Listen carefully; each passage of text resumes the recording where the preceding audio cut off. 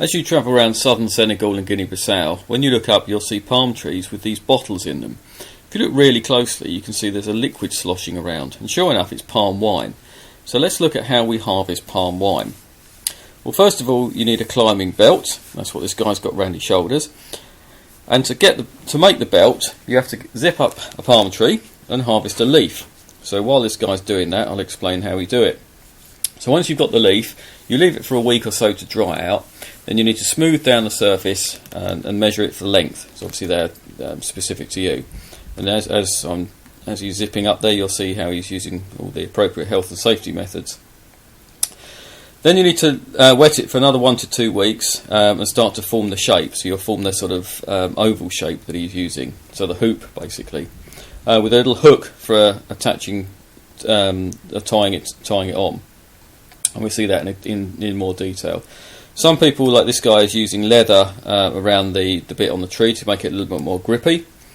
And the other end has been plaited into a sort of rope. So we'll have a look at that, how we make that in a second. So, as we can see, he's now clambering up the tree. This is actually quite a small palm tree. Most of them are significantly higher than this one. When we harvest the wine that is, we have to pick a fruit that's still green, so not red and completely ripe. So we clean the nut and the surrounding area and leave it for a day, and then they pound the stem of the nut to break up the fibres and help the juice flow. Then they make a small hole, and again leave it for another day or so to see how it's how the juice is flowing, to see what sort of amount of wine they're going to get. Then they make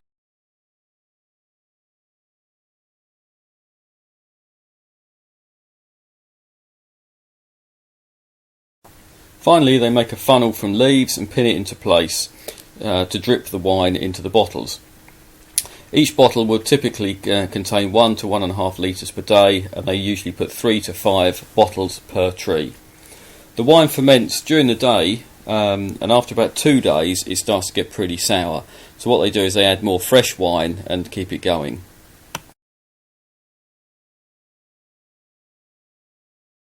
Rope that's just a new one that's being made. So that flat bit's the bit that goes around your back, and the plaited bit the bit that goes around the tree. So the last guy had some leather strapped around that to make it a bit more grippy. What you then have to do once it's around the tree is you tie this special knot to secure it into place. So it goes just around there, and it's just a simple loop knot, and that then secures it so there's no way you're going to fall off.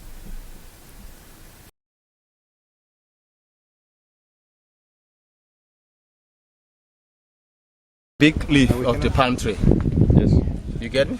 Yeah. So they cut like this here, and then they do like this. So why they cut here?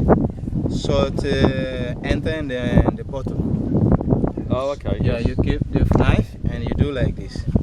This one, you bend like this, and you turn like this, and you bend again.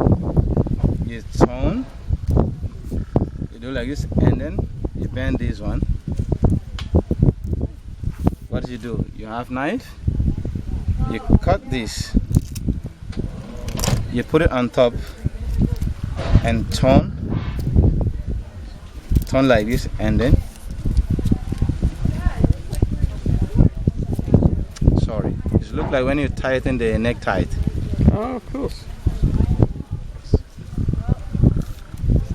See it like this. You smooth like this with the knife, so it's okay. And then they climb with it.